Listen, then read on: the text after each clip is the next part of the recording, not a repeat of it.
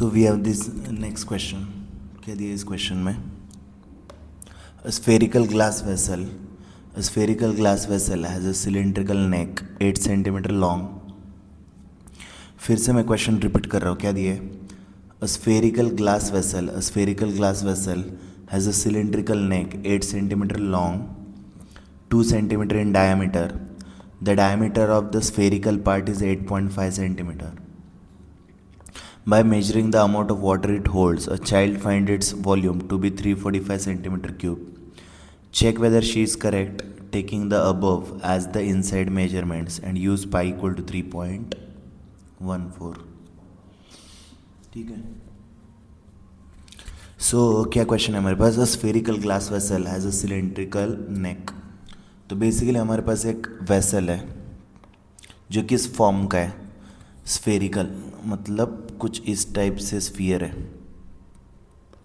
Sorry, सो कुछ इस type से हमारे पास.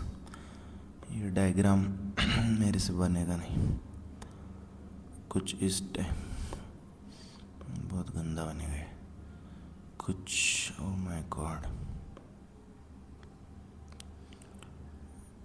फिर भी गंदा ही बन रहा है. Just please be with me. नहीं, अच्छा क्यों नहीं आ रहा है? नहीं गया फिर से उधर. ठीक है, लेटेस्ट से ऐसा स्फीयर है. चलो अभी मैं अच्छा ही बनाऊंगा. फिर भी नहीं बन रहा है. ठीक है, क्यों नहीं बन रहा है? अच्छा बेटा हट यार, कितना टाइम जा रहा है इसमें. ठीक है, अभी ये ठीक ठाक लग रहा है मेरे को. सॉरी. क्या दिया है? स्फेरिकल ग्लास वेसल है सिलेंड्रिकल नेक, मतलब हमारे पास ऐसा स्फीयर है, ऐसा एक स्फीयर है. ठीक है ना, we have this sphere. Spherical glass vessel, it has cylindrical neck, मतलब इसके ऊपर ऐसा एक सिलेंड्रिकल नेक है. इसके ऊपर ऐसा एक सिलेंड्रिकल नेक बना हुआ है. देखो इस टाइप का वेसल तुमने इसमें देखा होगा, केमिस्ट्री लैब वगैरह में होता है. ऐसा फ्लास्क होता है, ऐसा स्फेरिकल फ्लास्क जिसका नेक सिलेंड्रिकल होगा. ठीक है ना. सो क्या दिया है? Spherical glass vessel has cylindrical neck 8 centimetre long. तो ये जो सिलेंड्रिकल नेक है, ये जो सिलेंड्रिकल नेक है, इट इज़ 8 सेंटीमीटर लॉन्ग. तो जो हाइट ऑफ सिलेंडर है वो कितना दिया है? 8 centimetre and 2 centimetre in diameter. ये जो सिलेंड्रिकल नेक है उसका डायमीटर कितना है? 2 सेंटीमीटर. तो अगर इसका डायमीटर 2 सेंटीमीटर है तो ऑफकोर्स इसका रेडियस कितना होना चाहिए? 1 सेंटीमीटर. जो रेडियस ऑफ सिलेंडर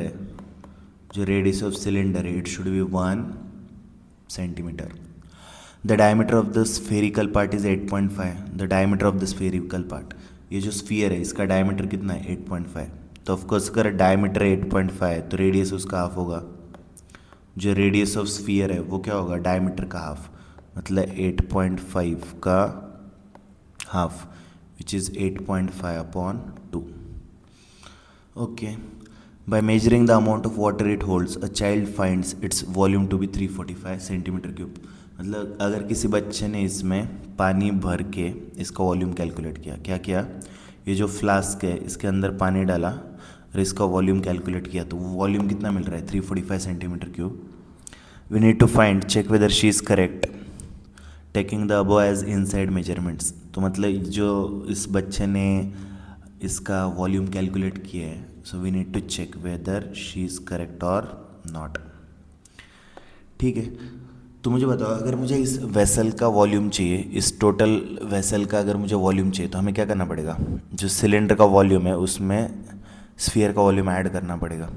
जो सिलेंडर का वॉल्यूम है उसमें स्फीयर का वॉल्यूम क्या करना चाहिए मुझे? ऐड. तो करो. So clearly the volume of the water in the vessel, that is volume of the vessel, volume of, ठीक है ना. तो वॉल्यूम ऑफ वेसल किसके इक्वल होना चाहिए? The volume of vessel should be equal to volume of cylinder पर plus volume of, चलिए लिख ही देता हूँ, it should be equal to volume of cylinder plus volume of sphere. तो सिलेंडर के वॉल्यूम का फॉर्मूला क्या होता है, पाई radius of cylinder into height, and चलो इसको मैंने आर सिलेंडर से डिनोट किया है तो लिख दो, into height of cylinder plus volume of sphere का फॉर्मूला क्या है, 4/3 पाई रेडियस ऑफ स्फीयर का क्यूब, 4/3 पाई आर क्यूब। अभी इन दोनों से हम कुछ कॉमन ले सकते, क्या कॉमन ले सकते, पाई कॉमन ले सकते हैं, दोनों टर्म से पाई टेक पाई कॉमन, यहाँ पे पाई का वैल्यू 3.14 यूज़ करना है, ठीक है। रेडियस ऑफ सिलेंडर कितना है 1, रेडियस ऑफ सिलेंडर इज़ 1, तो आर सिलेंडर का स्क्वायर, मतलब चलो अगर पाई कॉमन लेंगे तो ब्रैकेट के अंदर क्या बचेगा, रेडियस ऑफ सिलेंडर का square into height plus 4/3 pi तो गया तो बचेगा रेडियस ऑफ स्फीयर का whole cube. Now put the values, pi का वैल्यू कितना है, पाई का value is 3.14, radius of cylinder is 1 and height of cylinder is I guess 8। Let me check, height of cylinder कितना है 8 है ना, या 4/3 आगे क्या है 4/3 रेडियस ऑफ स्फीयर का क्यूब, तो रेडियस ऑफ स्फीयर कितना है 8.5/2 तो उसका क्यूब मतलब 8.5/2 इंटू 5/2 इंटू, उधर तो जगह ही नहीं बची, रुको एक मिनट, 8.5/2 इंटू 8.5/2 इंटू 8.5/2, ठीक है ना। कैलकुलेट दिस, जो भी दिया है तो कितना आएगा ये 3.14, तो 1 का square is 1 into 8 is 8 plus ये 2 और 4 कैंसिल, तो ऊपर कितना बचेगा 8.5 इंटू न्यूमरेटर में 8.5 इंटू 8.5, डिनोमिनेटर में कितना बचेगा 3 2 ज़ा 6। अभी मुझे 8.5 का क्यूब कैलकुलेट करना पड़ेगा, so for that will take the help of calculator. तो 85 का क्यूब, तो चलो करते calculate, 85 into 85 which is 614,125 1 minute, क्या दिया हो 614,125 I guess, and of course यहाँ पे पॉइंट के बाद कितना डिजिट है 1 2 3, तो 3 डिजिट से पहले पॉइंट लगेगा, तो 8.5 का क्यूब क्या होगा 614.125। अभी इन दो फ्रैक्शन को तुम ऐड करो क्रॉस मल्टीप्लिकेशन से, कितना आएगा ये 3.14, आई एम सॉरी 3.14। फ्रैक्शन को ऐड कैसे करोगे, दिस अपॉन मतलब this into this into this plus this upon this.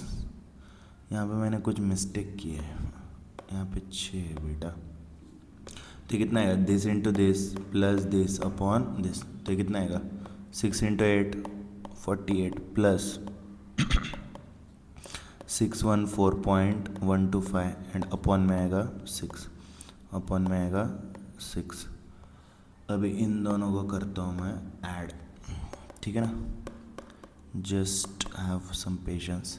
तो आएगा 1 2 5, अरे कितना आएगा 8 और 4 12, just give me a minute, 8 और 4 कितना आएगा 12, और ये 6 आएगा शायद 662, और अपॉन में बच रहा है 6, अपॉन में कितना है हटना बे, हट अपॉन में 6 ही है ना, 1 मिनट, 8 और 4 12 1 2 4, यस सभी, ये भी कैलकुलेशन मुझे करना पड़ेगा कैलकुलेटर से।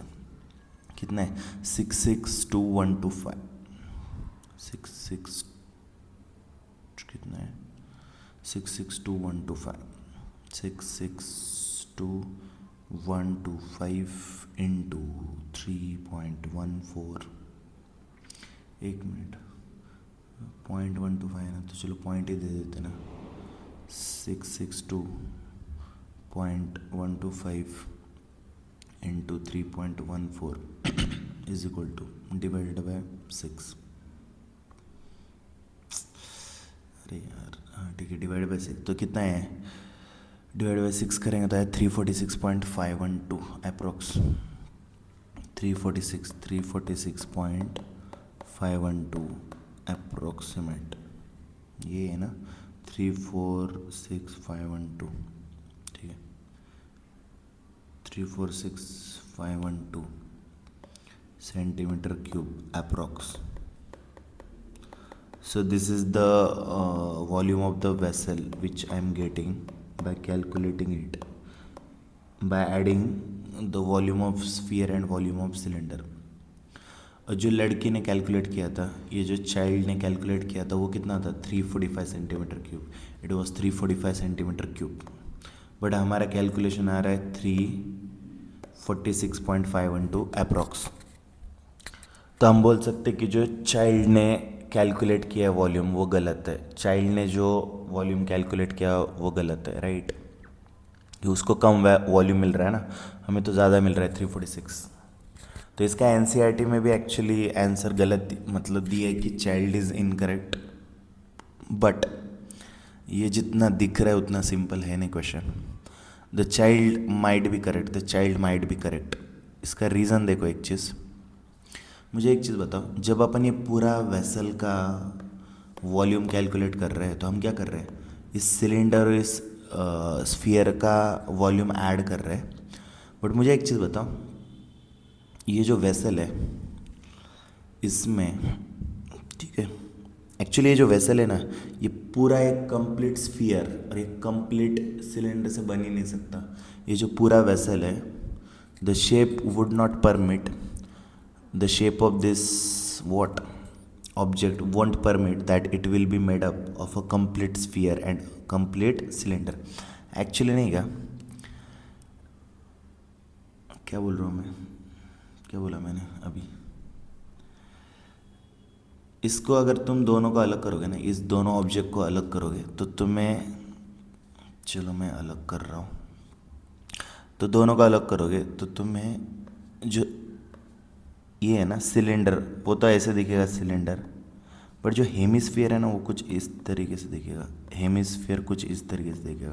मतलब जो कंप्लीट हेमिस्फीयर जो स्फीयर है ना वो इस तरीके से दिखेगा. मतलब ये जो वाला पार्ट है ना, ये जो पार्ट है वो एक्चुअली अपन एक्स्ट्रा कैलकुलेट कर रहे हैं, बिकॉज एक्चुअली जो इस वेसल का वॉल्यूम होना चाहिए वो क्या होना चाहिए, volume of this cylinder plus volume of this part. This part मतलब या ऐसा कुछ दिखेगा ना इसका, बट ये जो ऊपर का जो बल्ज है ना ये अपन एक्स्ट्रा कैलकुलेट कर रहे हैं, तो इसीलिए हमारा आंसर 346 आ रहा है, राइट. बट एक्चुअली इसका वॉल्यूम 346 नहीं होगा, उससे कम ही होगा. It should be less than 346.512. तो child might be correct, but NCERT में चाइल्ड को इनकरेक्ट बोला है. So we can not say anything for certainty. देखो अगेन इसको भी कैलकुलेट किया जा सकता है क्या, मुझे नहीं पता, सोचने दो. हाँ किया जा सकता है, या एग्जैक्ट कैलकुलेशन किया जा सकता है. मतलब जो बल्ज है ना, वो बल्ज में अपन कितना एक्स्ट्रा कैलकुलेट कर रहे हैं ना, that can also be calculated. But इतना हमें दिमाग नहीं लगाना है, छोड़ो. I guess it is clear.